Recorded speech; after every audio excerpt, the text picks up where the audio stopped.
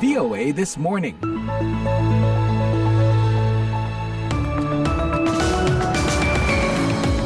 Halo, selamat pagi. Inilah siaran VOA This Morning, Senin 16 Desember 2024 yang dipancarkan langsung dari Studio 17 di Washington DC. Senang sekali bisa berjumpa lagi dengan Anda pada hari pertama pekan ini. Terus semangat beraktivitas mulai dari pagi ini ya, hingga selesai semua tugas di penghujung hari nanti. Saya Utami Husin, produser Jimmy Manan, dan teknisi Zainab Abdel Rahman mengajak Anda mengikuti laporan-laporan hangat dan menarik dari berbagai penjuru dunia. Salah satu yang telah disiapkan redaksi VOA adalah mengenai pendiri Tesla dan SpaceX, Elon Musk, yang dimandatkan Presiden terpilih Donald Trump untuk memberi rekomendasi guna memangkas pengeluaran pemerintah federal. We're going to get the government off your back and out of your pocketbook. Kami akan membuat pemerintah tidak lagi membebani Anda. Dan juga temuan Kementerian Luar Negeri mengenai 5.111 kasus penipuan online yang melibatkan warga negara Indonesia, tapi tidak semuanya terlibat perdagangan orang. Jadi saat ini yang kami rekod ada warga negara kita yang secara sadar ingin bekerja di sektor itu karena memang menjanjikan gaji yang tinggi. Jadi tidak terpenuhi unsur-unsur TPPU-nya, tidak ada penipuan di sana, tidak ada. Pendengar, siaran ini juga bisa diikuti melalui streaming langsung di website kami www.voaindonesia.com atau melalui podcast VOA This Morning hari ini. Kita awali dengan berita dunia pagi ini bersama Eva Masrieva. Pendengar, saya awali headline news pagi ini dengan sebuah breaking news. Inggris pada hari Minggu ini secara resmi menjadi anggota ke-12 Pakta Pertahanan Trans-Pasifik yang mencakup Jepang, Australia, dan Kanada, seiring upayanya memperdalam hubungan di kawasan itu dan sekaligus membangun hubungan perdagangan global setelah meninggalkan Uni Eropa. Inggris tahun lalu mengumumkan akan bergabung dengan Perjanjian Komprehensif dan Progresif untuk Kemitraan Trans-Pasifik atau CPTPP yang merupakan kesepakatan perdagangan terbesarnya setelah Brexit. Dengan aksesi ini berarti Inggris mulai hari Minggu ini akan dapat menerapkan peraturan perdagangan CPTPP dan menurunkan tarif dengan 8 dari 11 anggota yang ada, yaitu Brunei Darussalam, Chili, Jepang, Malaysia, Selandia Baru, Peru, Singapura, dan Vietnam. Perjanjian ini mulai berlaku dengan Australia pada tanggal 24 Desember nanti dan akan berlaku dengan 2 anggota terbaru, Kanada dan Meksiko, 60 hari setelah mereka meratifikasinya. Utusan PBB untuk Suriah, Geir Pedersen, pada hari Minggu menyerukan diakhirinya sanksi-sanksi Barat terhadap Suriah agar pembangunan negara itu dapat segera dimulai. Pedersen mengatakan kepada wartawan di Damaskus bahwa untuk mengembalikan Suriah ke jalur yang benar setelah beberapa minggu yang penuh gejolak akan sangat terbantu dengan pelonggaran sanksi-sanksi Barat.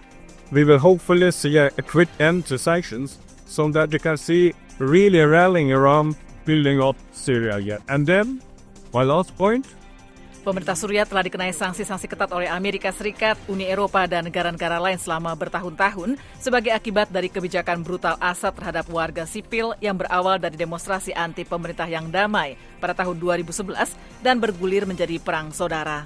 Aliansi pemberontak yang menggulingkan Assad dan mematahkan cengkeraman besinya di negara itu pada 8 Desember lalu kini berhadapan langsung dengan sebuah negara yang dilanda krisis dan sangat terisolasi oleh sanksi internasional yang keras yang memperburuk masalah ekonomi Suriah.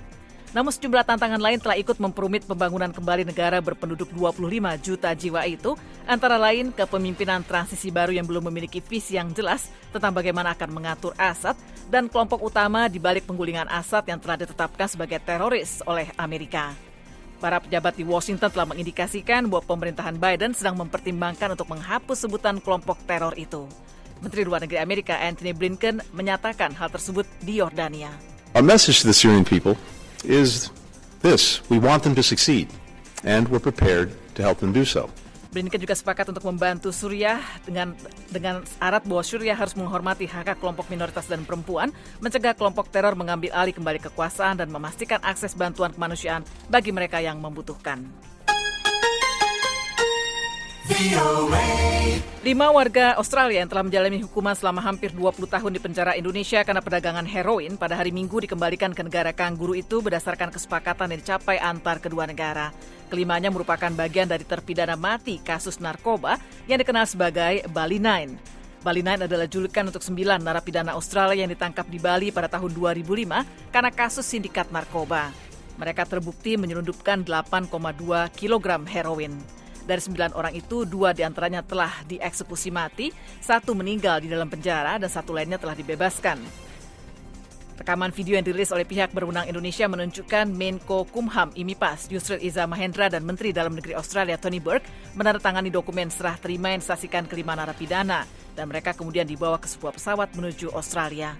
Perdana Menteri Anthony Albanese menyambut gembira kabar pulangnya kelima warga negara itu dan lewat X menyampaikan terima kasih kepada Presiden Prabowo Subianto. Topan Chido telah tiba di Mozambik pada hari Minggu dengan angin kencang berkekuatan sekitar 200 km per jam. UNICEF mengatakan Provinsi Cabo Delgado yang dihuni oleh sekitar 2 juta orang terdampak paling parah. UNICEF is concerned about the immediate impacts of this cyclone, the loss of life, the damage to schools, to people's homes, to healthcare facilities. Juru bicara UNICEF di Mozambik, Guy Taylor, mengatakan Topan Chido kemungkinan akan memutus akses ke sekolah dan fasilitas kesehatan selama beberapa minggu. Badai ini telah menewaskan sedikitnya 11 orang di wilayah Mayotte di Prancis dan menimbulkan dampak di pulau-pulau terdekat seperti Komoro dan Madagaskar. Pendengar, pengadilan di Iran telah menjatuhkan hukuman 10 tahun penjara pada seorang wartawan Amerika keturunan Iran, Reza Falizadeh, setelah dinyatakan bersalah karena berkolaborasi dengan pemerintah yang tidak bersahabat. Reza Falizadeh adalah mantan wartawan untuk jaringan Radio Farda, sebuah jaringan di bawah Radio Free Europe, Radio Liberty yang diawasi oleh USAGM. Muhammad Hussein Akazi, pengacara Falizadeh, mengatakan ia memiliki waktu 20 hari sejak vonis untuk mengajukan banding.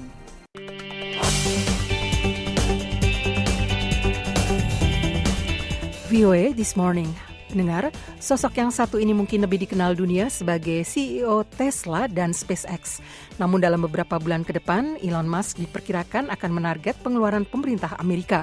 Koresponden senior VOA di Washington, Carolyn Presutti, menyoroti keterampilan yang dibawa Musk ke Komisi Penasihat yang dikenal sebagai DOGE itu. Selengkapnya bersama Arif Budiman. Elon Musk yang dikenal sebagai otak di balik SpaceX dan Tesla akan memberi masukan mengenai pemangkasan pengeluaran pemerintah di Departemen Efisiensi Pemerintah atau DOGE yang baru dibentuk, yang juga merupakan nama mata uang kripto yang terinspirasi oleh meme anjing. We're going to get the government off your back and out of your pocketbook. Kami akan membuat pemerintah tidak lagi membebani Anda. Masa depan kita akan luar biasa. DOGE berencana memotong $2 triliun, sekitar sepertiga anggaran pemerintah dan 3/4 jumlah pegawai pemerintah. Musk, seperti Donald Trump, ketika pertama kali mencalonkan diri sebagai presiden, tidak memiliki pengalaman pemerintahan. Namun perusahaannya, SpaceX dan Tesla, telah terbukti efisien, terutama dengan perampingan jalur perakitan Tesla. Selama pandemi COVID-19, Musk memindahkan kantor pusat Teslanya dari California ke Texas, menyalahkan peraturan negara bagian itu yang berlebihan dan pajaknya yang tinggi.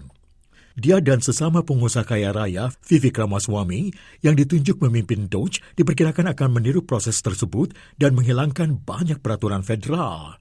Untuk mengurangi biaya, DOGE akan menyarankan penutupan beberapa agensi dan mengambil langkah-langkah untuk mendorong pengunduran diri massal pekerja federal dengan mengakhiri program kerja jarak jauh yang populer dan memindahkan beberapa kantor keluar Washington. Steve Lane-Cort, Ketua Federasi Nasional Pegawai Federal, mengatakan DOGE tidak akan mudah merealisasikan itu. It's going to be a hard learning curve for him to understand that, a president isn't a king. Ini akan menjadi pembelajaran sulit baginya untuk memahami bahwa seorang presiden bukanlah seorang raja, atau setidaknya itu tidak berlaku di negara ini, dan bahwa Anda akan menghadapi masalah konstitusional. Anda akan menghadapi hukum. Anda akan menghadapi mandat Kongres. Untuk itu, Musk dan Ramaswamy pekan ini mengunjungi Capitol Hill. Banyak anggota Kongres mendukung tujuan DOGE untuk memangkas pengeluaran pemerintah, tetapi kemungkinan besar akan menolak pemotongan yang berdampak pada konstituen mereka. DOGE dibentuk sebagai panel penasihat luar yang akan merekomendasikan pemotongan kepada pemerintahan Trump dan Kongres yang akan memiliki otoritas akhir atas keputusan apapun. Baik Musk maupun Ramaswamy tidak akan menerima gaji pemerintah. Arif Budiman, VOA Washington.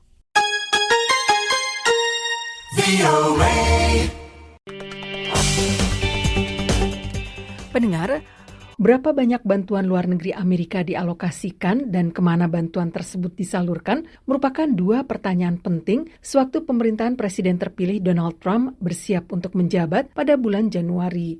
Wartawan VOA Veronica Balderas Iglesias melihat beberapa sektor yang diperkirakan akan mengalami pemangkasan dan sektor lainnya yang mungkin akan diprioritaskan. Berikut laporan selengkapnya. Amerika Serikat menyumbangkan lebih banyak bantuan luar negeri daripada negara manapun di dunia. Pada tahun fiskal 2022 saja, Amerika menyumbang sekitar 70 miliar dolar. Ini setara dengan 1% dari total anggaran federal untuk bantuan kemanusiaan, pembangunan ekonomi, perdamaian, keamanan, serta sektor-sektor lain di luar negeri. Tidak jelas seperti apa pendekatan Presiden terpilih Donald Trump untuk bantuan asing sewaktu ia memulai masa jabatannya yang kedua pada bulan Januari. Tetapi selama masa jabatan pertamanya, Trump mengungkapkan pandangannya di Majelis Umum PBB tahun 2018. Ketika itu, ia mengatakan, "We will examine what is working, what is not working." Kami akan memeriksa mana yang berhasil, mana yang tidak, dan apakah negara-negara yang menerima dolar kami dan perlindungan kami juga peduli pada kepentingan kami. Selanjutnya, kami hanya akan memberi bantuan asing untuk mereka yang menghormati kami dan sejujurnya teman-teman kami. Sebagai presiden, Trump telah memotong sejumlah bantuan asing. Jeremy Mayer, profesor kebijakan dan pemerintahan di George Mason University mengatakan, He made some significant reductions in any amount of money going towards climate change. Ia melakukan sejumlah pengurangan yang signifikan dalam jumlah uang yang ditujukan bagi perubahan iklim. Ia melakukan sejumlah perubahan lainnya seperti bantuan untuk Palestina, tetapi banyak kebijakan bantuan normal Amerika Serikat yang relatif tidak berubah. Trump membatasi dukungan Amerika untuk penyuluhan dan layanan aborsi pada masa jabatan pertamanya. Seperti halnya pemerintahan terdahulu yang dipimpin Partai Republik. Ia diperkirakan akan melakukannya kembali. Hal itu dikemukakan Bonnie Glick, peneliti senior di Foundation for Defense of Democracies. Ia menjabat sebagai Deputi Administrator Badan Pembangunan Internasional Amerika, USAID, di bawah pemerintahan Trump. Pilihan Trump untuk menjabat Menteri Luar Negeri, Marco Rubio, Februari lalu mengatakan di Kongres bahwa apa yang terjadi di seluruh dunia memang penting dan bahwa Amerika harus peduli. Tetapi dalam pandangannya, kebijakan Trump, yakni America First atau dahulukan Amerika, lebih penting. Kata Rubio lagi, On issue after issue, we either have lost all common sense. Berulang kali kita telah kehilangan seluruh akal sehat, atau kita terus-menerus mengabaikan kebutuhan rakyat Amerika yang bekerja keras dan memprioritaskan sesuatu atau seseorang di atas mereka secara terus-menerus. Glick mengatakan pemerintahan baru Trump akan meninjau dengan cermat di mana uang pajak rakyat Amerika telah dibelanjakan. Katanya, Saya menduga akan ada audit terhadap semua program global USAID di 100 negara di seluruh dunia. Tujuannya, lanjut Glick, adalah agar Amerika dapat memperoleh hasil maksimal dari negara-negara penerima bantuan Amerika itu.